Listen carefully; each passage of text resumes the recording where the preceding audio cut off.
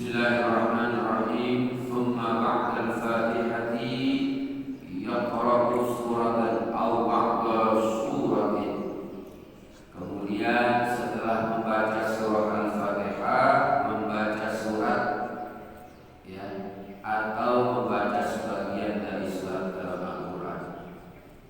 Wa dzalika sunnatun, dan membaca surat setelah Al-Fatihah itu hukumnya sunnah. Membaca surat Al-Quran setelah Al-Fatihah hukumnya sunnah. Lau tarakahu shahhat sholatuhu. Kalau seseorang itu meninggalkan bacaan surat setelah Al-Fatihah, maka sah sholatnya. Wala yasjudu lis-sahwi, dan tidak perlu melakukan sujud sahwi. Wa sawa'un kanat as-sholatu fardhatan aw nafilatan, baik sholat itu sholat fardu atau sholat sunnah. Jadi membaca surat setelah Al-Fatihah hukumnya sunnah. Kalau kelupaan atau tertinggal nggak baca surat ya, maka itu tidak perlu sujud sahwi dan sholatnya sah, baik itu sholat fardu ataupun sholat sunnah. Wala yustahabbu qira'at as-surati fi sholatil janazah 'ala al-ashahhil wajhaini, dan tidak dianjurkan atau tidak disenangi, tidak disukai membaca surah setelah Al-Fatihah dalam sholat janazah. Itu pendapat yang paling benar dari dua pendapat seperti kita yang kita lakukan. Kalau sholat janazah setelah Al-Fatihah tidak ada bacaan surat. Li'annaha mabniyatun 'ala takhfif, karena sholat janazah itu didasari atas sholat yang ringan, jangan lama-lama. Makanya nggak ada bacaan surat. Summa huwa min khiyari insya'a qara'a suratan. Kemudian itu juga bisa jadi pilihan, boleh aja waktu sholat janazah itu membaca surat setelah surah Al-Fatihah. Wa insya'a qara'a ba'da suratin, atau kalau mau yang baca sebagian dari surat. Wa suratul qasirah afdal min man qadaraha minat tawilah, dan membaca surat yang pendek lebih utama daripada membaca surat yang panjang, walaupun dia mampu membaca surat yang panjang, membaca surat yang panjang. Wa yustahabbu an yaqra'a surah 'ala tartibil mushaf, dan sangat disukai membaca surat Al-Quran itu surah Al-Fatihah ngikutin tertibnya Al-Quran. Maksudnya apa? Kalau bacaan setelah Al-Fatihah itu, misalnya kalau habis baca qul, baca qul a'udzu birabbil falaq. Jangan dibalik, baca rakaat pertama Al-Falaq, rakaat kedua qul. Nah, itu namanya enggak ngikutin tertib dalam Al-Qur'an. Nah, itu dianjurkan mengikuti tertib dalam Al-Quran. Ada saya pernah ikut sholat menjadi makmum. Jadi rakaat pertama dia baca akhir surah Al-Baqarah.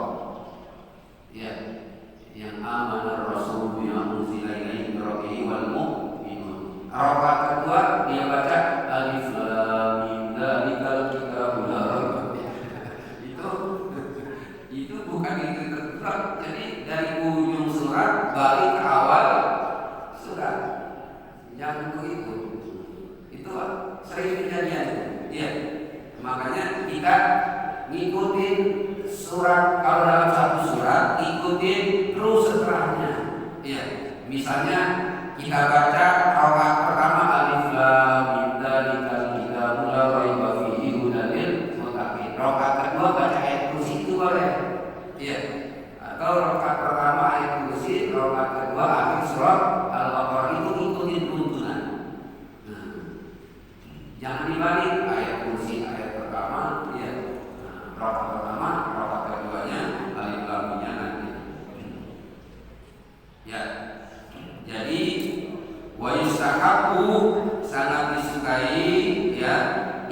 membaca surat dalam sholat setelah Al-Fatihah ngikutin tertib urutan dalam Al-Quran. Fayaqra'u fi tsaniyah suratan ba'da surah al-ula wa taqulu dzalika, yaitu membaca rakaat di rakaat kedua itu surat setelah surat yang pertama, begitu seterusnya. Falau khalafa hada jaza, kalau seandainya ada orang baca misalnya rakaat pertama dia baca qul ya ayyuhal kafirun, ya. Rakaat keduanya apa? Li'ila fi Quraisy ila fihim rihlatash syitari wasayf, kan? Nah ya, itu tetap boleh, boleh. Cuma afdalnya, bagusnya baca di ilafi dulu baru ya, gitu.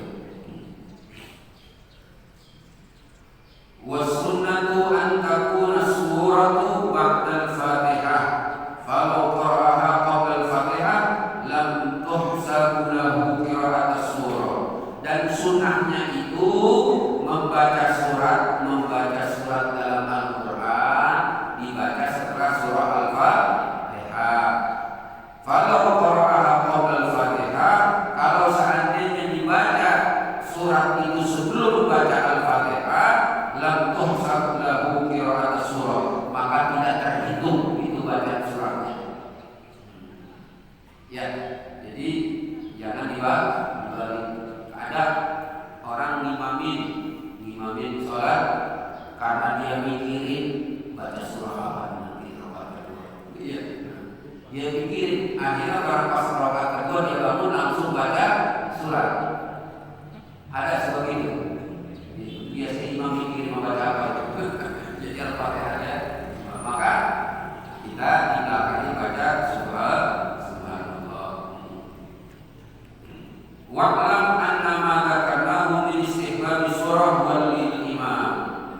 Ketahuilah bahwasanya yang kami sebutkan tadi tentang membaca surat setelah Al-Fatihah itu adalah dianjurkan membaca surah itu bagi seorang imam, wal munfarid, begitu juga orang yang sendirian, walil makmum, dan begitu juga bagi makmum, fima yusirru bihil imam, ketika ngikutin sholat yang bacaannya sir, sholat zuhur, sholat asar, ya, itu makmum baca surah setelah surah Al-Fatihah. Amma ma yajharu bihil imam fala yazidul makmum fihi 'ala al-Fatihah. Adapun seorang makmum yang ngikutin imam pada waktu sholat yang diperjelas bacanya, yaitu maghrib, isya dengan subuh, maka makmum tidak perlu membaca surah. Ya, setelah surah Al-Fatihah. In sami'a qira'atal imam, jika dia mendengar bacaan imam. Wa illam fa illam yasma'a aw sami'a, lihat, apabila seorang makmum tidak mendengar bacaan imam, surah imam itu, ya, atau dia tidak mendengar istiqbalahu surah al-asr, dia membaca surat setelah Al-Fatihah. Misalnya kita ikutin imam jauh, ya, nah imam baca suratnya nggak kedengaran. Setelah baca Al-Fatihah, imam baca suratnya nggak kedengaran, maka makmum boleh baca surat setelah surah Al-Fatihah. Kalau bacaan imam itu kedengaran, kayak kita di masjid ini, baca imam pasti kedengaran, maka kita mendengar bacaan imam, kecuali kalau masih listrik, ya. Nah, kalau masih listrik, yang settingnya nggak itu, yang belakang itu nggak dengar bacaan surah, maka supaya sholatnya khusyuk, ya, supaya sholatnya khusyuk, setelah Al-Fatihah dia baca surat, gitu. Itu pendapat yang paling benar.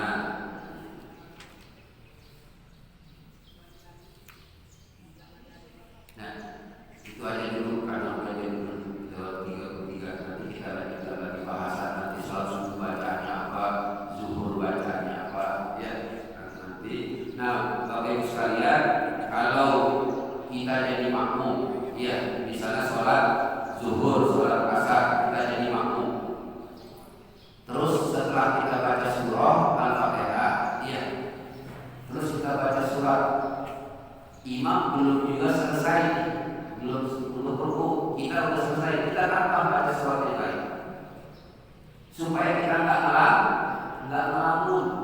Kan bacaan ada imam tuh panjang bacanya sholat zuhur, sholat asar. Nah, ketika kita udah baca Fatihah, baca surat, imam masih berdiri belum takbir, maka kita jangan ngelamun, kita isi dengan baca surah. Misal baca buku lagi terus nggak apa-apa. Baca buku, baca falak, belum juga kita baca buku nas. Jadi jangan diam supaya nggak ngelamun. Itu caranya. Begitu juga kalau kita ruku, kita sujud ya. Kalau kita ruku, ya baca subhanarabbiyal azim wa bihamdi. Kita udah baca 3 kali, imam belum juga takbir. Ya tidak sami Allah. Ya, maka kita lanjutkan baca tasbih terus, baca tasbih sampai 5 kali, sampai 7 kali, sampai 9 kali. Kita jangan diam. Isi itu bacaan tasbih terus. Jangan sampai kita ngelamun berpikir yang enggak. Nanti kalau nggak begitu, berbisik di hatinya. Ini imam baca Muhammad belum juga. Makanya terus baca. Ya. Kalau imam belum sami Allahu liman hamidah, terus kita baca subhanallah. Jangan berumah. Nah, ini caranya. Begitu kita sujud subhanallah. Ini imam masih sujud. Iya, kita terus baca subhanallah sampai 5 kali, tambah 7 kali, tambah 11 kali, sampai 13 kali. Tuh. Kalau belum juga,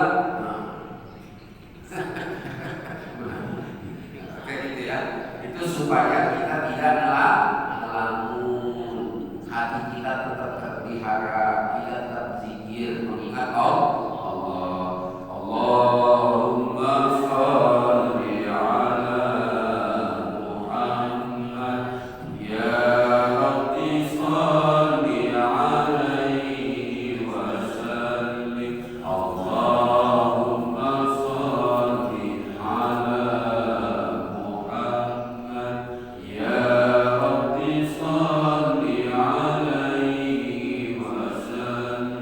Allah